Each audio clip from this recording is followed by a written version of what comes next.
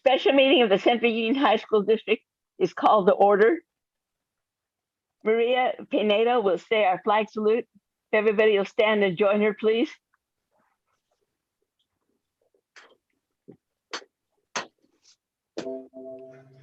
Hand over your heart. Ready, begin. I pledge allegiance to the flag of the United States of States of America and to the republic for for which which it it stands, stands, one nation, under God, indivisible, with liberty and and justice. justice for all. Thank you. Thank you. It is now time for the public comment session. I understand there's no one on, but I'll read information anyway. At this time, the Board of Trustees will hear comments, presentations, or requests on matters listed on this agenda or other topics that are not on the agenda but are within the board's jurisdiction.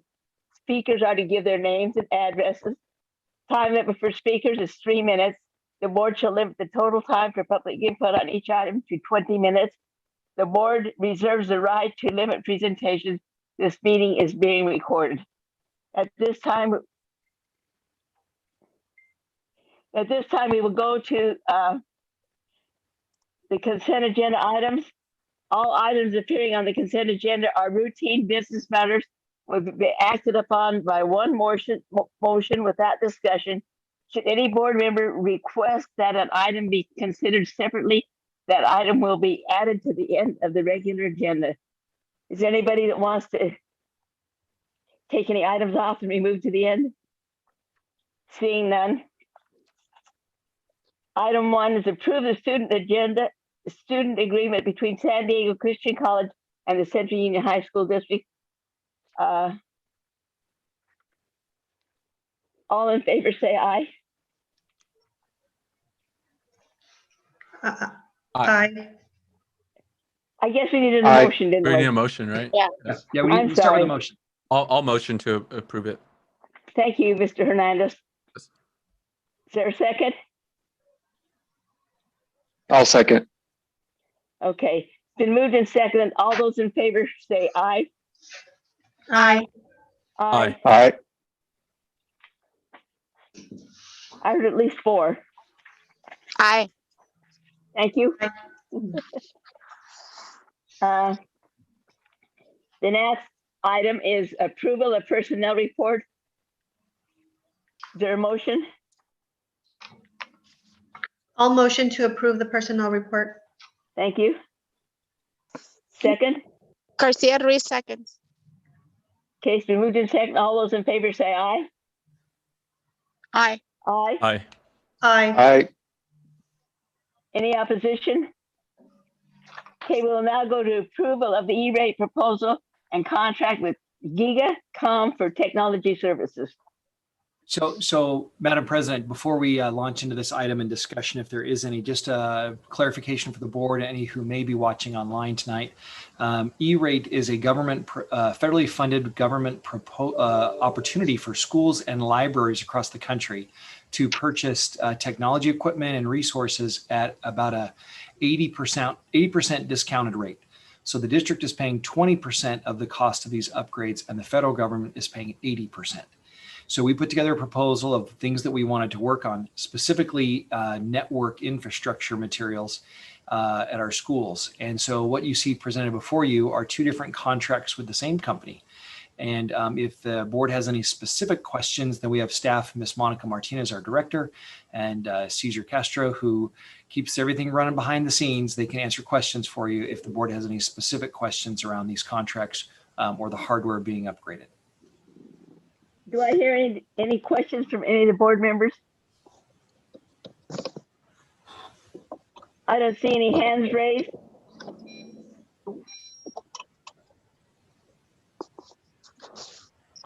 So let's have a motion. Do I hear a motion? I'll motion to approve the GigaCom agreement, the E-rate agreement. Is there a second to approve the E-rate proposal and contract? Garcia Ruiz seconds. Okay, thank you. All those in favor say aye. Aye. Aye. Aye. Aye. I think I heard 5 voices. We will now go to information item, the school reopening plan. Dr. Andrus, are you going to give some information on that, I hope? I do. I'll wait just a moment, make sure that I have the ability to share a screen. I have a slide deck that was included in the attachments, along with a few other attachments that we'll reference, but we won't cover all of them because there's probably close to 100 pages and sheets of information, all of which are things that we commonly understand, like make sure you wear a mask and socially distant, and what are our plans in terms of safety, right? And so that's what we're going to cover. What is still in final phases of development does have to do with the details of what it looks like for students, although we are narrowing in on that and making great progress. First of all, I want to say thank you to board members and our staff who helped us organize this special board meeting. A few of these items didn't make it onto the agenda in time, and we had that discussion earlier, or specifically around E-rate. We want to make sure staff had adequate time to make those decisions, and they have until, I believe, end of week this week to sign off on those contracts. So a little delicate timing, but thank you for making this happen and taking some time out this evening. So since we were here, we thought let's take advantage and make sure the board and whoever else is listening or watching online tonight, they're also briefed on our reopening plans. Thank you, Mr. Barrera, for letting me do that. So I'm going to share my screen. I'm going to share a slide here. It's a PowerPoint deck. Okay, so, and I'm going to move this to a slideshow. So what you see before you are some slides here. It's got all of our logos on it. And this is our Safe School Reopening Plan. This is something that we will eventually have translated into Spanish, and it captures it captures what's actually in about 3 other documents regarding safety features. And much of what is in this slide deck is really all about the safety components of reopening the school. And it ranges everything from signage to, and something we just updated in a document this afternoon, we're replacing our drinking fountains with water bottle fill stations and providing water bottles to all students and staff. So we won't dwell or cover everything that's in this slide deck because a lot of it is redundant and things that we really don't need to spend time on. And there's a couple of slides that do need some attention that we'll discuss in further detail. So again, the guiding principle is we want to make sure everyone feels safe, they're confident when they return, they feel comfortable doing it, and then people have the option to stay home if they're just not ready to return, primarily for our students. But we do have a handful of employees who are also still experiencing some, well, they fall into one of these, kind of semi-protected groups, such as an age group or underlying health condition, and they're working through some of those limitations. So we're still working on options to how to make that happen for everyone and still provide services to our students. But really, our plan is focused on the safe return of students for all students in the coming months, especially by the end of or by next school year, and start that practice now as early as the Tuesday after spring break, which is I believe is April 13, or the week of April 12 after spring break. So general measures, these are things that are pretty commonplace. I'm not going to spend a lot of time on these slides, but there are general measures that we take into account. Again, this is lots of text. How do we bring students back onto campus? Who are the different populations that have increased risk from becoming infected? Such things like that. We actually have written job descriptions and need to get those finalized for hiring additional health aid or technicians to help us with all kinds of health-related concerns that may come on in the coming, not just months, but years around infection. So adding those back in. But really our district health coordinator, Ms. Wilkinson, she will be key and instrumental in making sure that we are prepared for our students when we come onto campus. Some of the general measures continued is things that we are doing to help our students who have what we call increased risk in accordance with our district guidelines. Additional PPE for everyone. Things like we won't load the classrooms full. We haven't been doing that. And keep in mind, we've actually had students on campus in September when we started our very first small learning pods. And that has grown until each school has 2 or 3 of these learning pods, as we call them. They're spread out. Students wear masks. They're checked in before they come in with active screening and so on.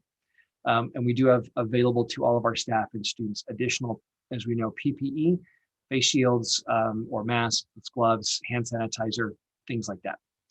So we've also complied with all the Cal OSHA requirements specific to our safety plans and expectations, how we help our students come on and off And as you know, we have a website. It's right on the main website. If you go to our district website, it's the COVID-19 recovery plan, and our COVID-19 safety plan, as it's called. Keep track of that phrase, COVID-19 safety plan, will soon be posted to that webpage later this week, okay, if not by the beginning of next week. One of the requirements to having students on for in-person instruction as we move into what we call phase 3 is that safety plan has to be posted 5 days or 7 days prior. So we'll meet that by a couple of weeks' time. So, and we'll talk a little more about that later in the slides. We have met with our associations, actually met with them today. So this is a couple slides that about our plan, things like how do we promote healthy safety practices. One of the things we'll be adding to all classrooms, we're actually in the process of obtaining, we have all the supplies, now we just need a box or a caddy. In every classroom and many common spaces, we'll have a caddy for the teachers that has a caddy like a tray, like a cleaning tray with a handle and some pockets on the side. They'll have masks, hand sanitizer, tissue, and gloves in every classroom. Also, we'll have sanitizing wipes to wipe down surfaces if someone feels they need to do that, like their Chromebook or a desk or whatever it is, or a doorknob or whatever they feel like they need to, or grab one as they walk out the door. We're also mounting on the door a gallon-sized jug of hand sanitizer on the wall with a push button on top. So that'll be available as well as the other supplies. So that's one of the ways in which we're promoting healthy hygiene practices. Of course, we talk about hand washing, and as mentioned in one of our safety videos that's found on our webpage, we have changed out all of the hardware in our student restrooms and staff restrooms to contactless soap, paper towel dispensers, and also one-touch, just a push button faucet, as opposed to turning a valve on and off and turning it on. You just push it once, it will run and it automatically shuts off. So it really minimizes the contact. So those are some things we're doing to help promote, again, healthy practices. And again, last line on that one talks about the contactless paper towel dispensers and the like. So face coverings, shields, masks, those will be required for all of our folks when they're on campus, both students and staff. The only time where you don't have to wear that is when you're 6 feet apart and you're eating or drinking something, or if you are working alone in a room by yourself. So that's, other than that, the expectation is that people are wearing such things. In the event someone has a medical condition, they can't wear a face covering, they just provide us documentation and we'll get the appropriate covering that works for them, such as a shield or a shield with a drape or whatever it is that the accommodation that we need. We want to make sure people have the supplies and the tools they need to get that done. All right, next. Again, we've seen these things around face coverings, and there are signs up like this around our schools about how to wear face coverings. I have to admit, when I watch our student athletes out there, they don't always have their face coverings on, but they are exerting themselves, running out there, doing what they're supposed to be doing. And then for our students, we've actually made sure that both high schools, the athletes have what they call a gaiter. It's the one that goes around the neck. It doesn't actually have the multiple layers of fabric, but they don't lose it because it's around their neck, as opposed to where'd my mask go? We've seen some things like that. But they also have extra PPE, such as paper masks and so forth, available to student athletes, even at practice. All of that is out there in their containers. I even noticed at the football game on Friday, there was masks and hand sanitizer and sanitizing wipes on the sideline. So those things are readily available to all of our students and our coaches, and will be for our teachers as well. Again, more things, again, regarding staff and visitors. Even when you walk up to our check-in booths, when you come up to the gates, if someone forgot a face mask or wants to use hand sanitizer, we provide all of those things right there so they can have them at the ready. Again, more about face coverings and cleaning. How do we take care of those things? That's included in this, and gloves. Those are also available. Our nutrition folks, of course, are used to wearing gloves because they're food handlers, so that's pretty commonplace for them. Drivers also have all the same types of materials available on the buses and available for themselves. So wherever our students are at, we've got that available for visitors, and our students may come on and off, and our staff have access to it also. So again, we recognize the need to intensify our cleaning and disinfection process, and also ventilation. So how do we keep our classrooms cleaner?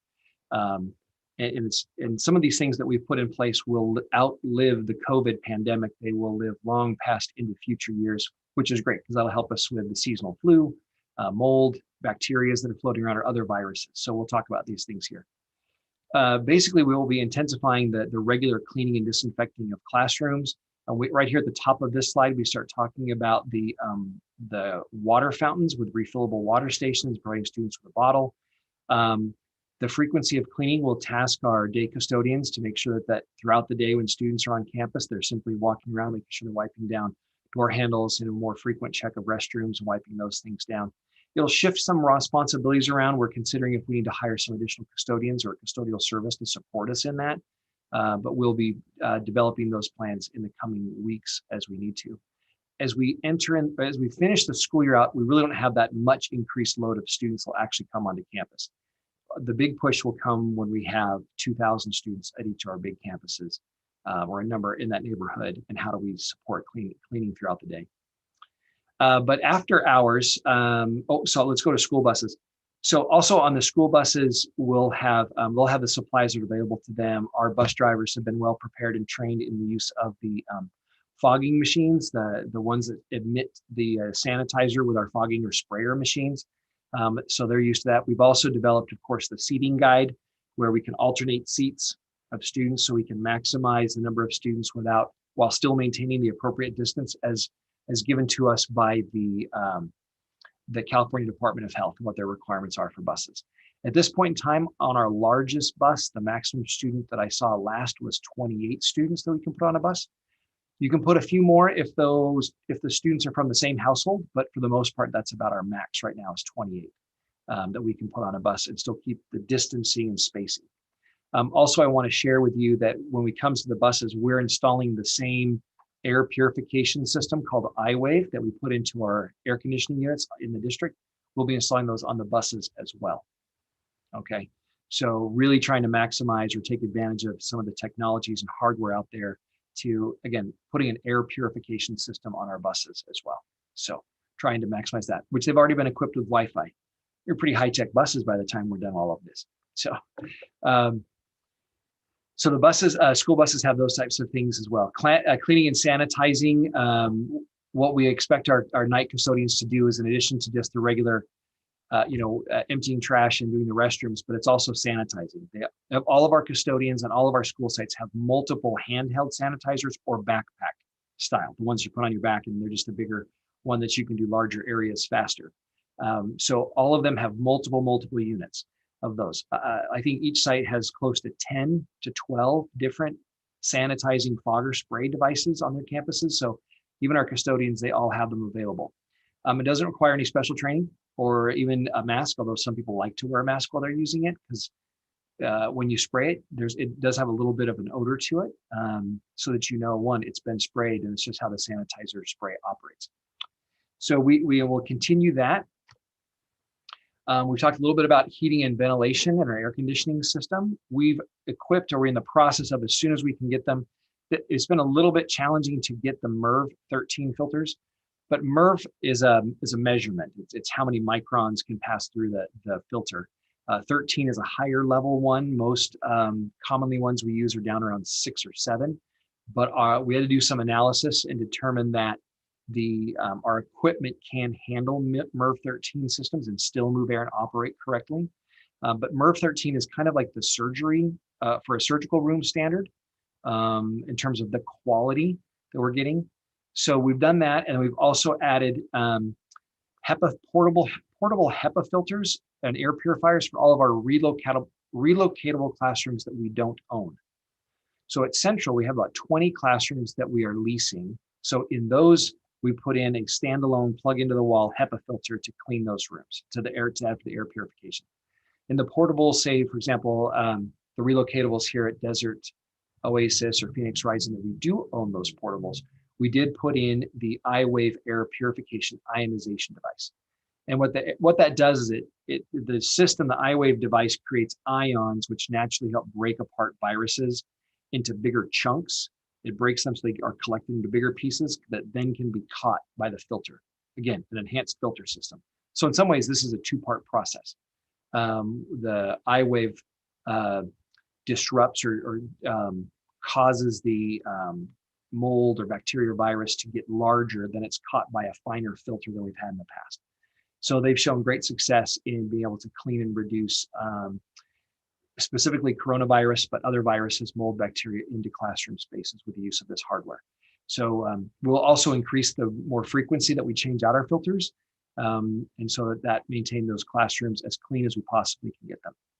Early conversations had to do with, as one person said to me, well, can't we just run our, turn over the fan so it's constantly changing over the air 100% all the time? I said, well, that doesn't exactly work, because when it's 110 degrees outside, it'll be 110 degrees inside.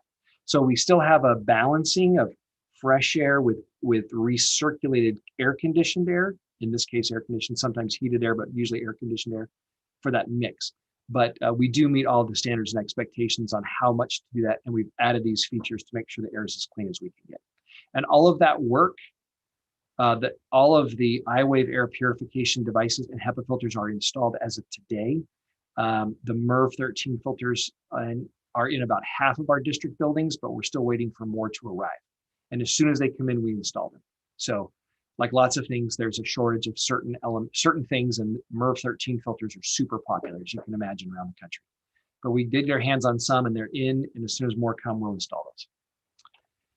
So implementing distancing, this tends to be a question, and even as recently as today, I was listening to the radio, and there's all kinds of talk about the CDC, or at least somewhere they're saying you can do this 3 feet apart. We're not doing that.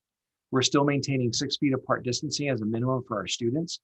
If that guidance gets changed or updated, then we can come to a closer ratio, like 4 feet or 3 feet. We anticipate that by next school year, that'll be the normal, kind of go back to some normal staffing or student loads in the classrooms. But for now, immediately effective today, as we started introducing our phase 2 and student activities on campus, we're still at 6 feet. And even as we go into our phase 3, which will take us all the way through to the end of the school year, and if we do get some in-person classes in summer school, our goal is to keep that at 6 feet. So we don't want to overload those spaces at this point in time. Well, they're not overloaded. We don't want to go past 6 feet. We think that's still a good number for now.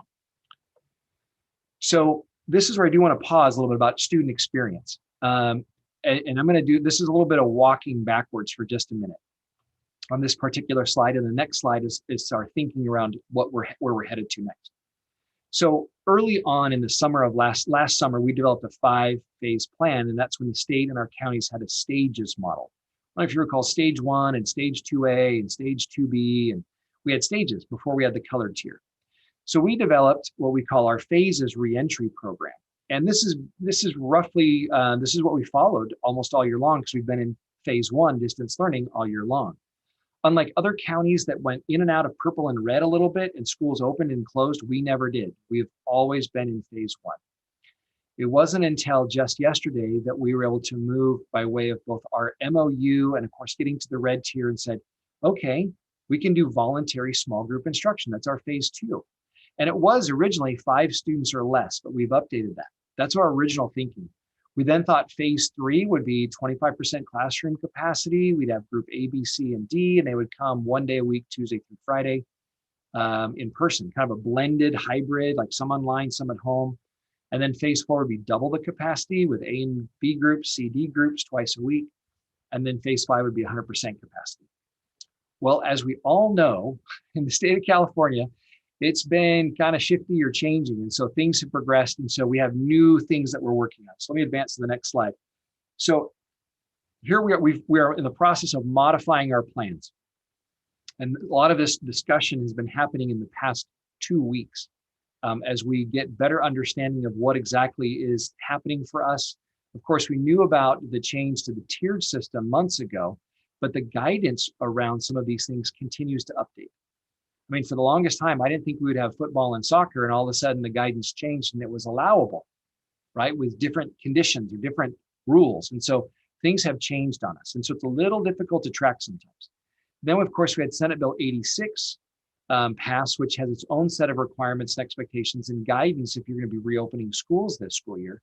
And then, of course, the availability of vaccines are also changing some of the way that people are approaching returning to school.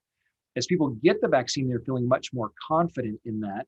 As we see the more vaccines in our community, there's a smaller and smaller spread of the virus, which again is moving us to our next tier, which is orange, which is again less restrictive. So that's all positive. None of those things are bad, but when we're trying to plan ahead of time, it's very difficult because things move. And then of course, sometimes the rules get changed, right? Just a little bit.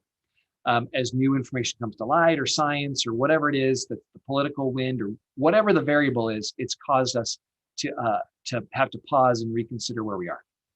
So we're going to change our phases. Phase 1 is distance learning for all. That's where we have been up until yesterday. Phase 2 adds, which we call phase 2, it's distance learning for all, but we have this new thing called voluntary small group instruction or special instruction.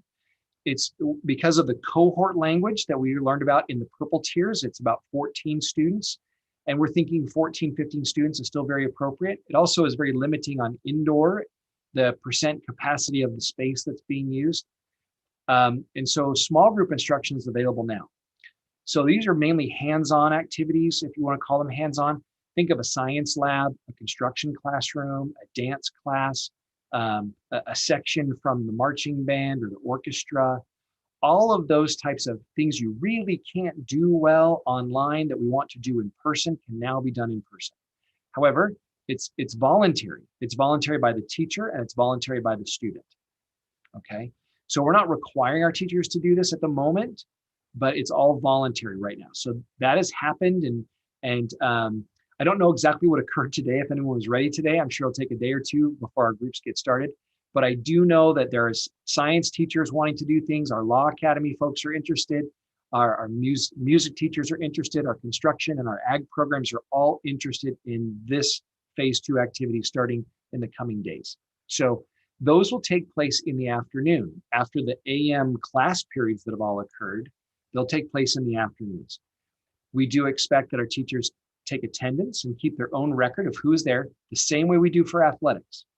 We also expect them to do some active screening, making sure the students they don't have any symptoms, that if they've not been exposed to anybody, that they come wearing a mask, that they maintain physical distancing, that they wash their hands or use sanitizer. So all the things we talked about, hygiene and so forth, is all in play. All of those things are happening. And I want to report to the board, as I posted a video just this weekend around athletics, those things are happening in athletics. They'll be happening in classroom with these hands-on activities. So we're delighted to officially move to phase 2. So next is phase 3. And this is development, and it's based on Senate Bill 86 that was signed into law March 5th, right? And we got announcement of it like March 1 over that weekend at the end of February, beginning of March, we heard this was happening, big announcements out of Sacramento. So we've digested the law, come to understand what it says, what those requirements are. If we are able to successfully execute this, the district will receive approximately $3.6 million more in our effort to provide all kinds of in-person services. So it's additional funding for us to provide in-person services.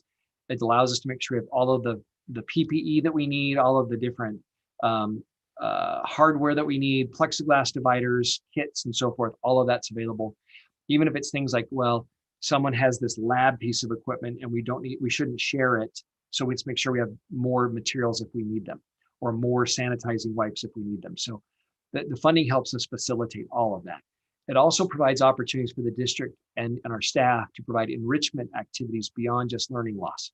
So as we help students re-engage to school, get connected, provide social emotional support, as well as credit recovery and learning loss, it's additional funding for all of those types of services and activities beyond our traditional structures of summer school or credit recovery that we normally see. So we're really excited about the opportunities to re-engage with our kids, and think it's really very open-ended the way the law is written. However, to keep in mind, to provide, and this is the next underneath that, it says provide the option to serve in-person special populations at least one grade level. So what we're focused on is our special populations that we need to serve, such as students with disabilities, students who are in migrant setting, students learning English, students who are disengaged, students experiencing technological challenges such as internet connection, and at least one grade level. That's kind of the bare minimum of what you have to do.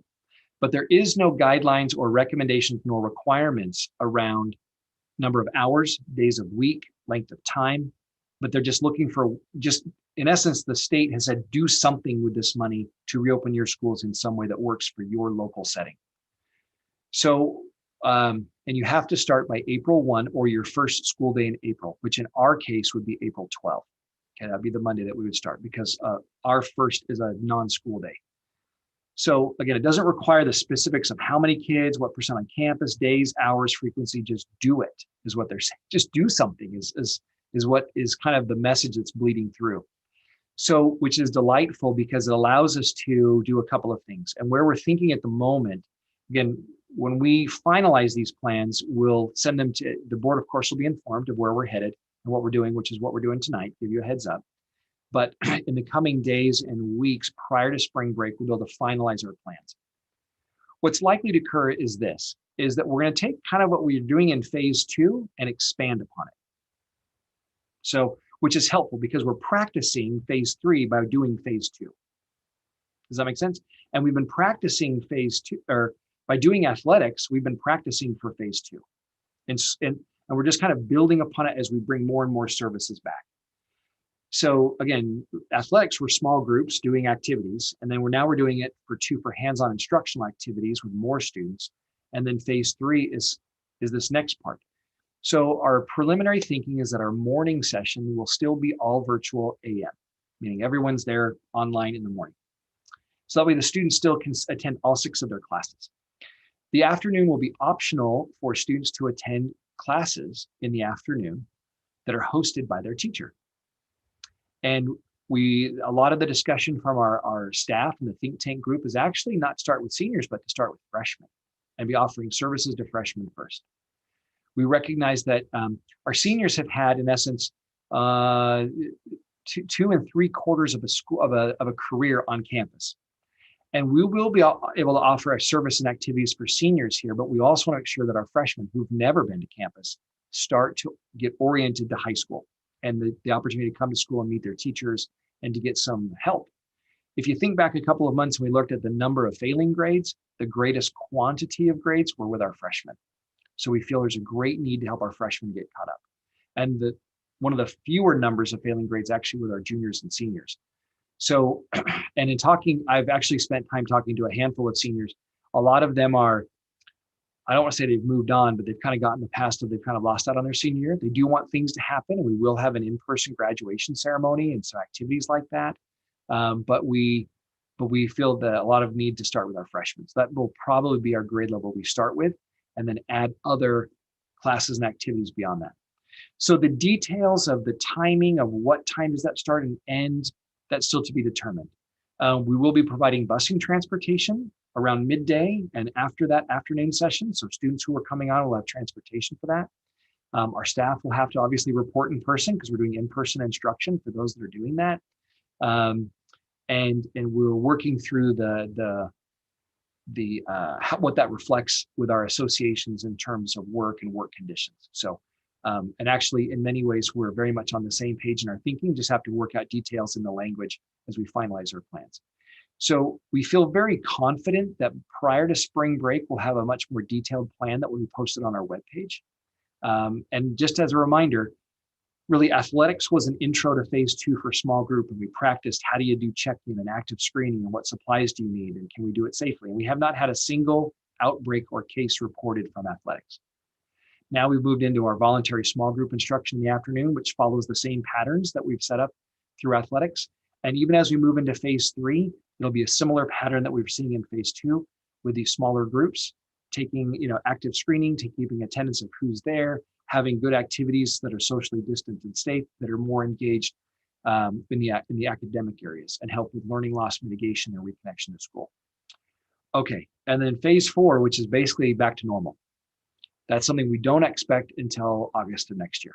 That's after we're kind of well into the pandemic is really kind of, in essence, I'm going to say winding down. I don't know if that's the right word, but the vaccines are commonplace. Number of cases are way down, and we start to move what we call, the yellow tier, as it were. So but we do anticipate basically having next school year open and be normal classroom loads. I think we'll see lots of masks. We'll still have hand sanitizer kits, plastic barriers, the bottles, the water fill stations, all of those, the air purifiers, all of that will still be in play and be in place. That won't go away. One of the questions will be will we have a mask mandate or a mask recommendation by the time we get to August? That's probably one of the bigger questions that we'll see. So at this point in time, obviously phase 4 is to be developed. Are there any questions? That was a lot of information. I've been talking for a long time. Yes, Ms. Jones.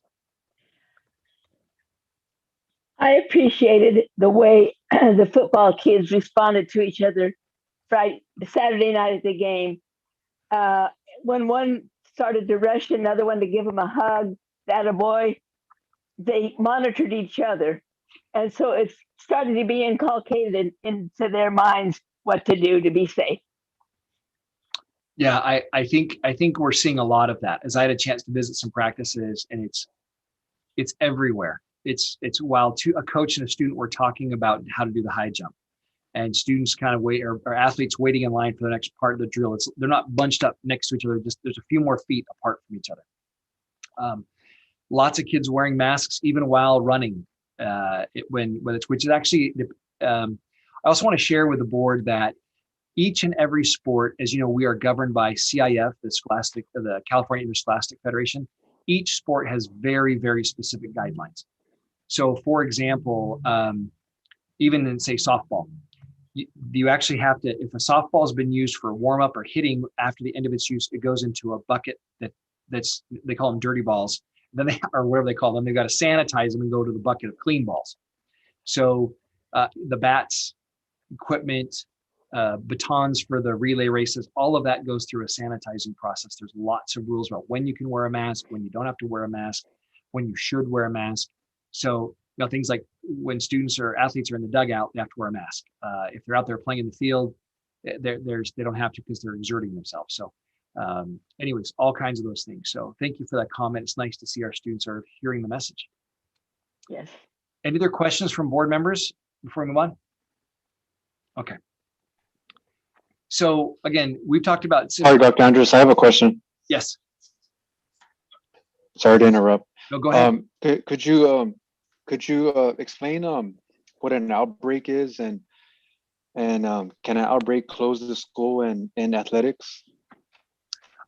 Yes. Now I will probably misspeak. So I'm going to speak in general terms because again, what we got from the county health department, then it was different or somewhat different from Cal OSHA and so forth. And some of those numbers change a little bit. Basically, an outbreak is when we have multiple cases at a certain threshold within a stable cohort. So let's say the football team. If we get to a certain, because that's what we call a stable cohort. It's the same kids, the same adults, they're seeing each other all the time. And by the way, at the moment, student athletes cannot play on multiple sports. They can only play on one. They can only play on one sport because if I'm playing football and I'm also playing soccer, all of a sudden my contact with these people, now I've just made that group bigger because then I'm contacting with these people. So student athletes can only be in one sport. So if there's multiple cases, and I don't know the exact number, but if there's multiple cases past that threshold, and it could be, I'm not going to say because I'm sure I'll say it wrong. Once that happens, we pass that threshold. Actually, as soon as we get one case, we have to notify the cohort. And we did have that happen this year. We had in one of our learning pods, a student had missed a couple of days of school. We checked to find out what was going on. A family member had tested positive. The student hadn't been coming to school for those days. We still did what we did contact tracing and notified all of the 8 or 10 students in that learning pod to watch for symptoms that one of the participants' family members had a case and this person may have been exposed. So we did the notification for the whole group. So back to the outbreak. So once we have a case, we notify the whole group. If there's multiple cases that meet that threshold, then we have to suspend the activity for a period of time until we get confirmation that those people have either not contracted COVID-19, or if they have, they're isolated and the quarantine period is over until everyone's gone through that. So we hear stories in the news, like I think Duke basketball, for example, had too many cases and it became an outbreak and they couldn't maintain it. So that whole team is now out and can't participate in that athletic season. So the same principle would apply even in one of these groups, like our voluntary group. That's why we have our teachers who are hosting these activities and our coaches who are hosting practice. They have them, there's a sign-in sheet and the students sign in and they get their temperature taken, they check off if they were there on that date. So we know exactly who was there in the event something happens and we have to notify and we can do contact tracing.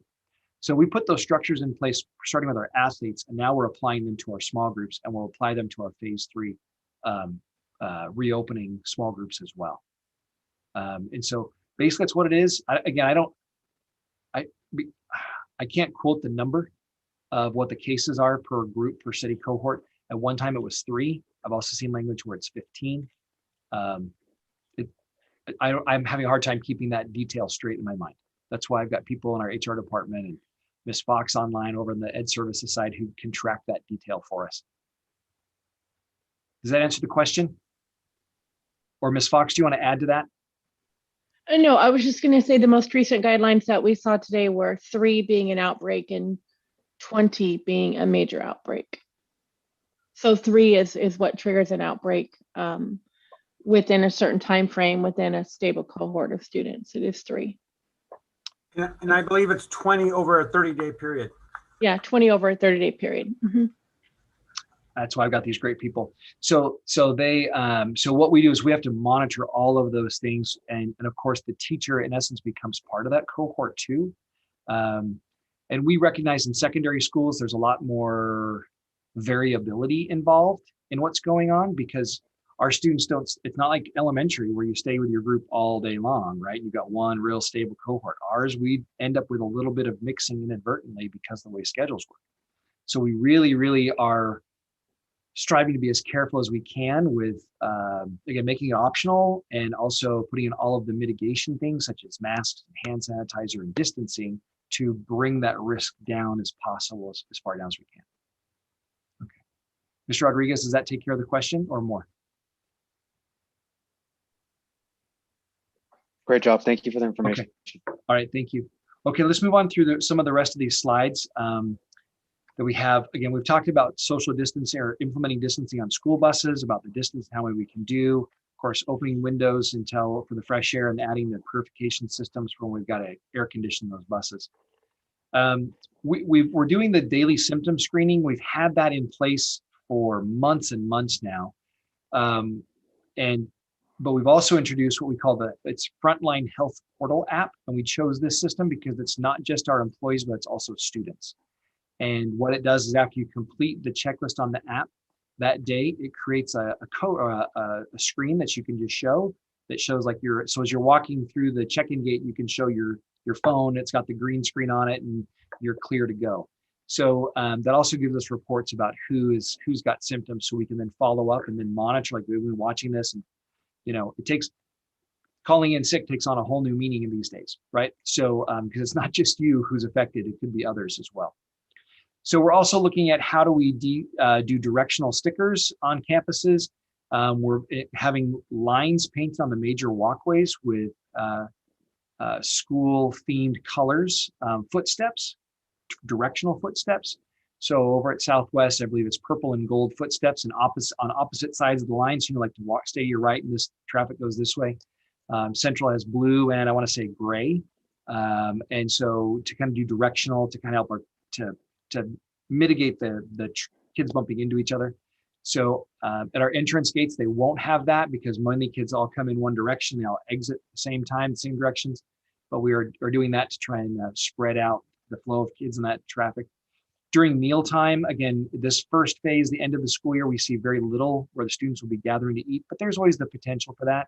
Of course, we'll be eating outside until it's just too hot. Then we go inside. We can keep the students spaced out. So also, that's only if we need to. For the most part, students will be taking their meals or picking them up and going or eating prior to coming onto campus. During PE, of course, we've got guidance from the California Department of Public Health around indoor and outdoor recreational guidance, which also drives a lot of our decisions about athletics. But very soon, in essence, some of the things that are in there, like around gyms, apply to us for use of weight rooms and gymnasiums, things like that. So we check those things to make sure we're following the guidance there. Again, we talk about directional stickers, helping move people in different places. Other spaces, common areas such as the library or other spaces where more students gather, we've put up signage to keep that, to keep students reminded of those things, what they'll need to do.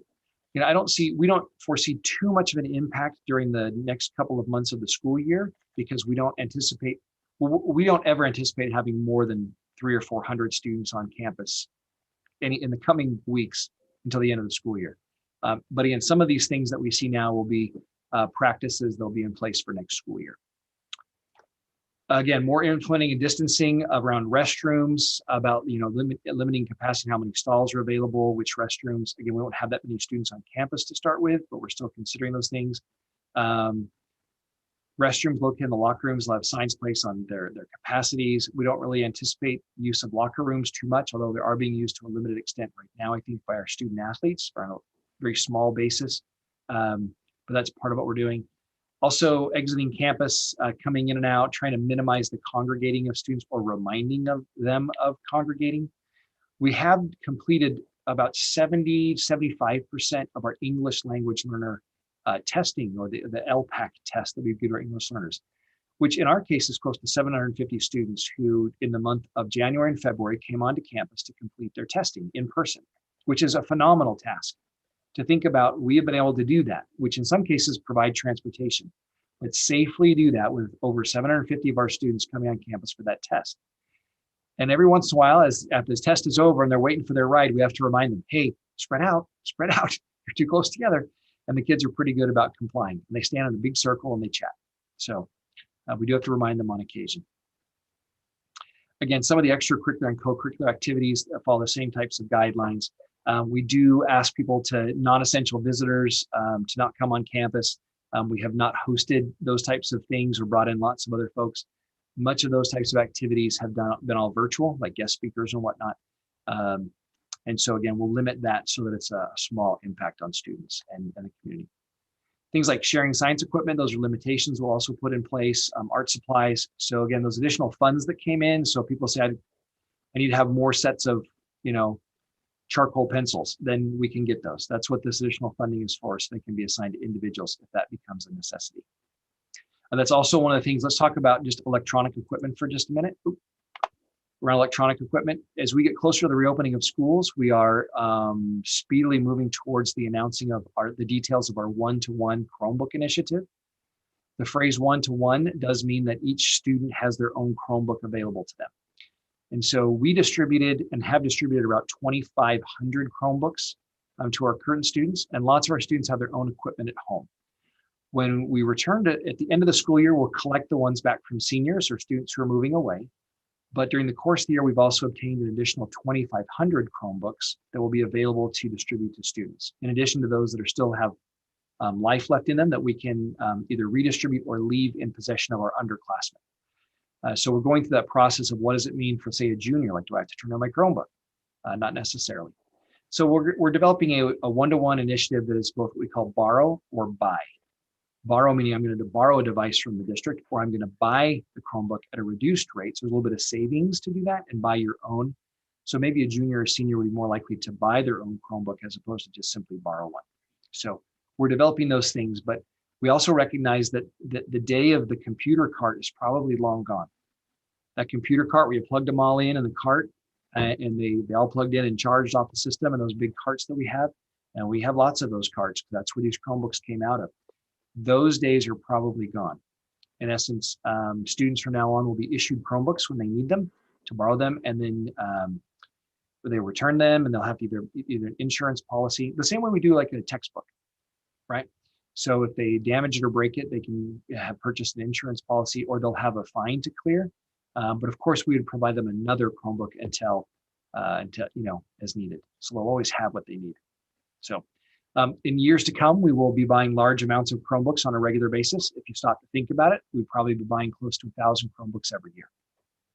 So part of what you may see in the LCAP budget is this larger chunk of technology, because we do need to make sure we have adequate supply of Chromebooks so that our students have a device.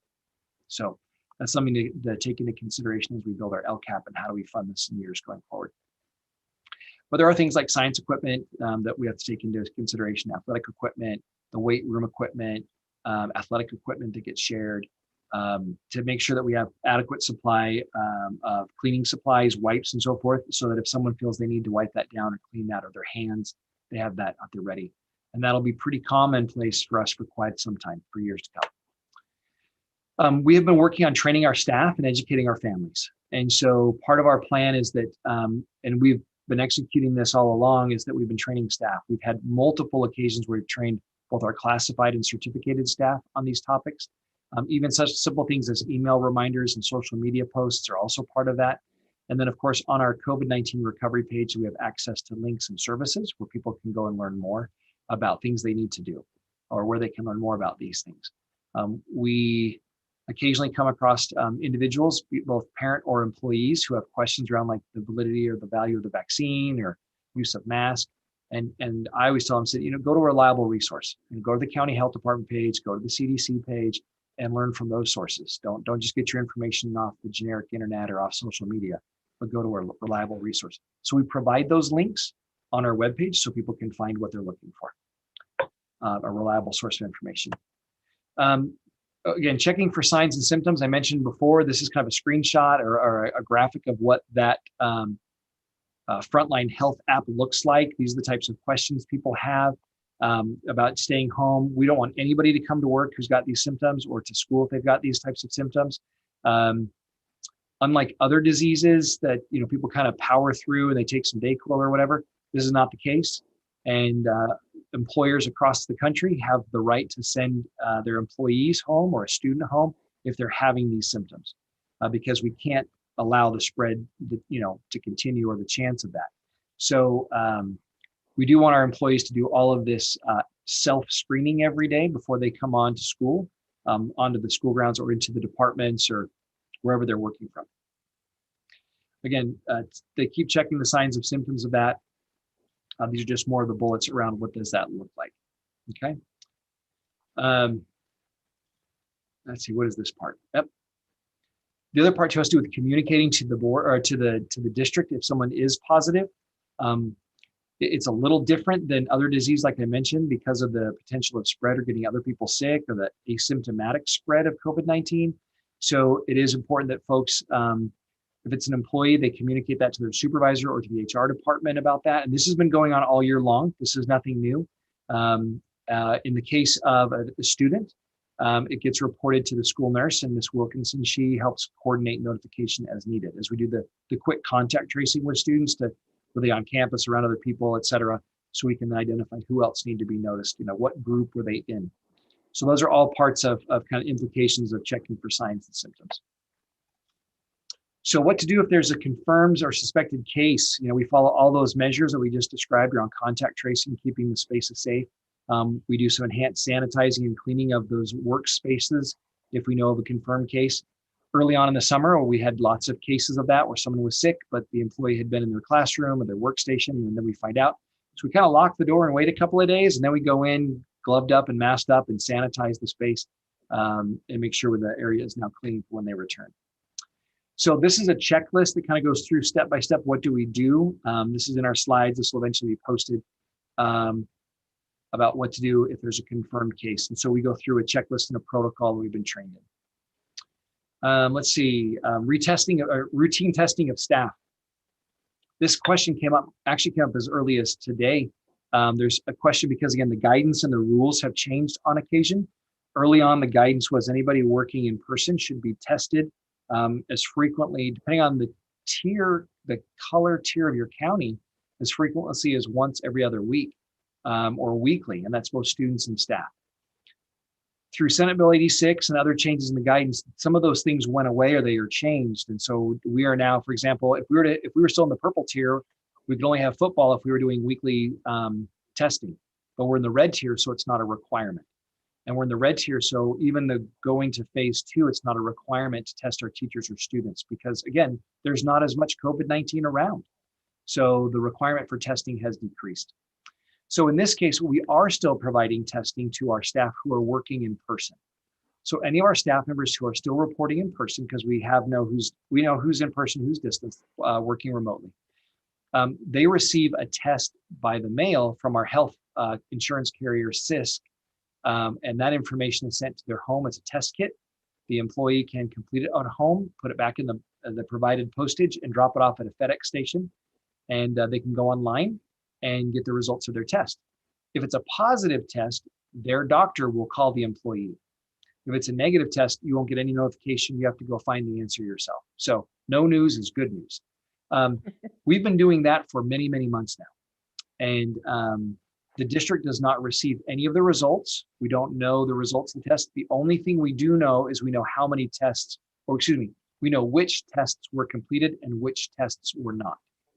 So I'm going to pick on Mr. Preciado for a minute because he's on the screen. He's at the bottom of my screen. So let's say we're sending out tests to everyone, and Ms. Fox does hers and Ms. Jones does hers, but Mr. Preciado does not. What we find out is like, okay, these tests, we don't know what the results are. We just know they were done and completed. But Mr. Preciado, who's no longer doing his test, we're not going to send him one again because he's not doing his test. So that's how we've been doing that. Some people are afraid of that, or they need assistance. And even talking with Mr. Gutierrez, who's online, he actually went and helped a couple of his colleagues get the test done, helped them and go through the process. So we appreciate those that are doing it. It's helpful. It's kind of reassuring. I've done mine the 2 times they've come to my mail, to my home. And so for those reading in person. So we've been providing that service for many months, and that's done through CISC. We anticipate that'll carry on for some time to come until our carrier drops that service. If at some point in time guidance or requirements change, or the ease of providing more tests become more available, we would certainly consider adding more testing capacity to our system. But at the moment, this is what we feel confident we can do with surety and do that. And again, it's not about the cost of the test, it's about organizing and getting the labor and the logistics of it in place is very, very daunting. So that's the part about routine testing of that. Whoa, whoa, whoa. Don't know what just happened there. Oh, that was it. Okay. So this actually may answer one of the questions. Oh, let me just go back and on the current slide. Okay. There we go. A lot of our work has to do with maintaining healthy operations. So dealing with staff absenteeism and monitoring that, students who may be reporting ill. We've got contact information from Ms. Wilkinson there for extension.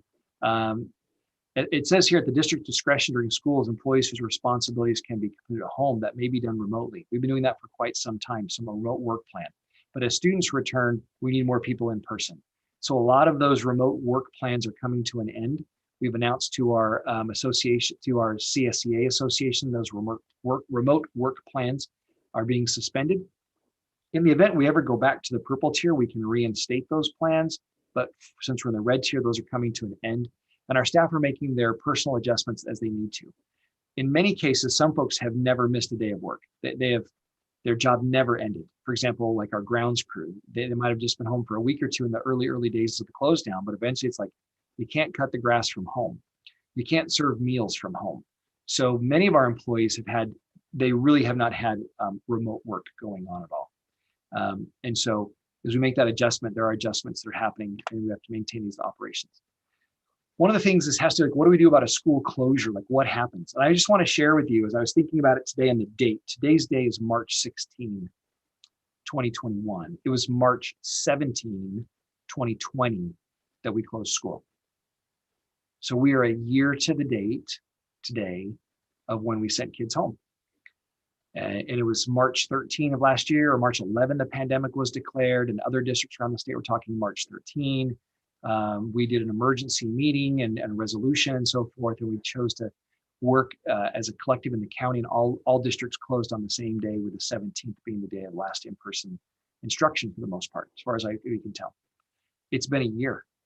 And so it's delightful that almost a year to the date with today announcing we can have kids on campus for hands-on instruction is in essence the milestone that coincides with the closure. And we anticipate, again, as we've shared earlier, that when we get to phase 3 after spring break, that we'll have an increase in how many kids are coming back as we return to normal instruction, somewhat of a normalness, and getting our students back together again. So these slides here, these final slides, do talk about what to do if there's an outbreak, what to do in that period of time. This is information that we lifted or borrowed from another district, but as guidance from the health department's updated or changed, of course, we'll make these changes too. As we know, things such as quarantining for 14 days was recently changed to 10 days. So there's lots of those little details that move a little bit, and keeping track of every little one is a bit of a challenge, but we'll do our best to stay on top of that. So this is what we do have protocols in place if we get to an outbreak and we have to close our campuses. Okay. So considerations is like, if in the event we do have to close our campus, we know that we can go straight back to distance learning and we can continue the educational process. And as you know, distance learning around the state, things like snow days up in the mountains, they just switch to distance learning and they don't skip a beat. So I don't think we have any snow days down here, although we've probably done a wind day recently, but for the most part, and we don't deal with heat days either. We got that. So we wouldn't have to flip to that, but it's nice to know that in the event of a school closure, for whatever that reason may be, distance learning could become the option, and people could relatively quickly switch to some engagement that way, keeping our kids moving forward. So again, student meals during closures, we would figure out how to provide all those types of things, what to do in the event meals will be provided. We've learned how to do that, providing meals for pickup and distribution locations. And then of course, we've got some resources here. Any questions? This again, there's a lot more detail in such things as our COVID-19, and these documents will eventually be on site on the website. This is our COVID-19 checklist. And in this document, it covers all the things that we have put in place. And it's just a checklist, like a 5-page checklist. It does include the dates that we have been in consultation with our union associations and our parent groups, which are being updated. Like I literally updated this document this afternoon. And there's actually so much asked in this document, we had to create a supplement to this document. So there's about 20 pages of information which overlaps with this document, which is our COVID-19 prevention plan. And together, this makes our COVID-19, so I can't even see you guys all. This is our COVID-19 safety plan, all this together. And so the slides that you went through are kind of, well, they're slides of the information that are from here. All of this will soon be posted on our website as we update and finalize some of the details that are coming through. And as we meet with folks and get those dates on the checklist document. So all of that will replace, all of that is going to replace our original and very outdated workplace safety plan from May. So we've never not had a safety plan. These aren't new. That's just kind of a new version of this old one, which is actually on the webpage today. So I just want to share with the board that, we haven't been remiss or negligent in our duties in any way. We've worked very diligently to prepare for the return of students, that we've had plans in place and done everything from contact tracing to buying water bottles for fill stations to buying caddies for classroom supplies to, again, even today we're tracking down, hey, we found a plexiglass partition on wheels. Think of like those old rolling chalkboards. Imagine that as plexiglass, that a teacher can move from this side of the room to that side of the room, even raise or lower if they're sitting or standing. We're like, we can do that. We can do that. So as people come across something that they feel is helpful to make them feel both safe and confident and mitigate the spread of the disease, we're doing it. And so those are things that, again, like I said, yesterday and today, all of a sudden someone look at this thing and we're like, we need to get those, and we're chasing them down. So, and not every supply will be ready on April 12th, but the big pieces that are necessary are, and we're pushing really hard to get these other, again, extra items into classrooms before we actually bring our students on. So, okay, questions, comments, concerns, ideas? Yes, Ms. Jones. We have quite a few young people and older people in our valley that are chronic asthmatics, and they sometimes get out of breath and sometimes have some of the symptoms that could be related to COVID. What are we doing for those students, and how, if they do the check and say that they have a cough or they're having trouble breathing, do they just bring a note from their doctor and keep it on file? Yes, we'll gladly accept a note from their doctor. Also, in our health safety check, it was always phrased, you have a new cough, meaning, okay, is it not routine? Like if you have a cough, or I have allergies, I take some medication, I have a runny nose kind of pretty regularly, I have to take medication on a regular basis for those allergy conditions. Those aren't the questions, and we know that. We even have it kind of somewhat of a disclaimer. So it's for new. If it's new symptoms, and if you do, or if that gets questioned or something like that, we just need to refer them to Ms. Wilkinson, and she can walk them through the process, and we get that communicated to folks so that everyone's okay. So that's a good question. Okay. Anything else that comes to mind? Ideas? Diana has her. Okay, Diana. Are we going to have enough buses for our students? If we have to have them separated, I mean, we barely have enough now. So Has let me that- talk, good Mhm. question. So a couple of things to come to mind and some ideas we have for moving forward. First of all, we don't anticipate filling our buses right now because we won't invite that many students to come back. So imagine we have a day with only 25% of our students available to come back on to the school. We anticipate only 25%, roughly 25% would be on the bus. So that we can keep our numbers in the same ratio. However, that's not necessarily exact science right there. So we are in the process of, we do want to both replace and add to our bus, I don't know what you want to call it, fleet, that's the word, fleet. And so you may see in the coming months or so requests to purchase some additional buses to supplement and replace our older buses. We're doing the initial survey or review of our current fleet of buses, like what could be or should be replaced versus what do we need to add. Along with that would become additional drivers. So that's an increased cost. Keep in mind that the federal ESSER 3 is a very large allocation that's coming in the coming months, and we're still expecting ESSER 2. And then even with Senate Bill 86, as we open schools, there is additional money. So, but our challenge actually, Diana, one of the biggest challenges is not going to be buying the bus. It's going to be getting bus drivers. That may be one of our bigger challenges. Mr. Preciado, do you want to add to that answer? No, that was fine. Yes, we are looking into adding at least a couple more buses to our fleet. Okay. Other questions? Dr. Andrews, this is Maria. So I do have a couple of comments. So again, thank you for that overview. That was very detailed, and I appreciate the time that you took into putting that together. And again, I ask for patience from our families and from our students. I know they are all very excited. They all want to participate. And so I just ask that we do this with a very cautionary with having caution in mind, because the last thing that we want is to go back to purple. So again, you know, we need to make sure that we're following the rules and we're doing and following the guidance as much as we can so that we can move forward and not backward. And then secondly, my concern is about our Spanish speaking only parents and families, how we're relaying this information to them, especially the information in the plan. And my thoughts are maybe we could use our social media platforms to share some of the messages in Spanish as well, because I mean, this is fantastic information. Our families are going to want to know. So I think it's imperative that we share that information in their language. So I know that the documents I had held up, as soon as we have them finalized in the coming days, we're going to send them to our team to get them translated into Spanish. So we'll have an English and Spanish version online. And that is an area for improvement. Certainly doing social media posts specifically in Spanish, especially if we don't have the graphic art in Spanish and English, that's a bit of a challenge and a hurdle to overcome, but it can be done.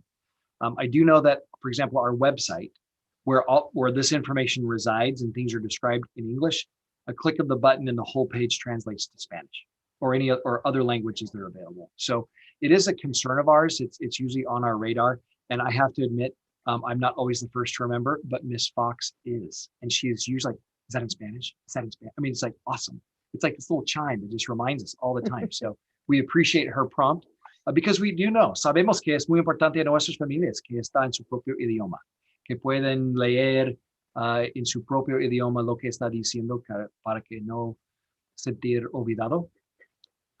Porque ellos también son muy importantes a nosotros, son parte de nuestra comunidad. I'm just practicing a little bit of my Spanish, that's all. Just want to see if I still got it. I think I got a little bit. But it is the reminder. And sometimes, and I will be, in full disclosure, we're moving very, very quickly. And the workload and the flow and what's happening is moving fast. And sometimes that detail, the Spanish translation, gets forgotten, but not to Miss Fox. So she will keep us going. So we appreciate that. So thanks for the reminder. And again, I just want to compliment and agree with you and other board members who have the same sentiment about being patient. We can't do it all at once, and we can't go as fast as everybody wants. And I'm sure as fast as we are going, it's too fast for others. So that being said, we keep trying to strike the middle of the road while moving forward, right? We're not, some of our fellow districts have already said we're opening on these dates, and it's happening. I think yesterday, the 15th, some of our schools were doing stuff, which is fine. Our elementaries are in different conditions than our high schools and settings, and the way they operate is different than high schools.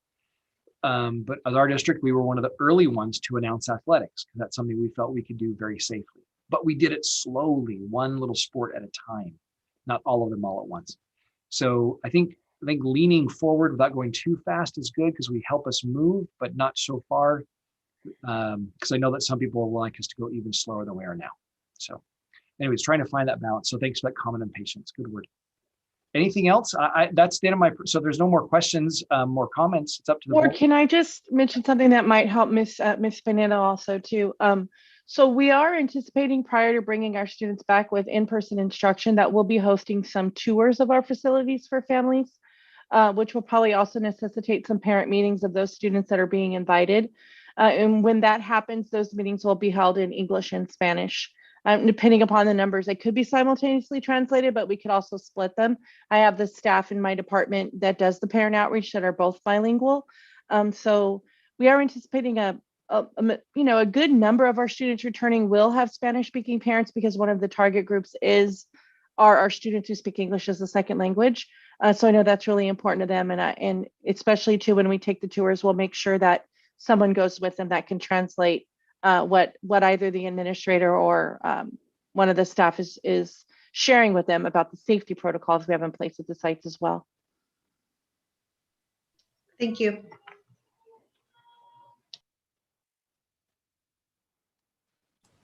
All right, Ms. Jones, we're going to turn it back over to you. Well, with that being said, there are no other agenda items, so I'm going to propose that we adjourn for the evening unless somebody has an objection. Does anyone have an objection?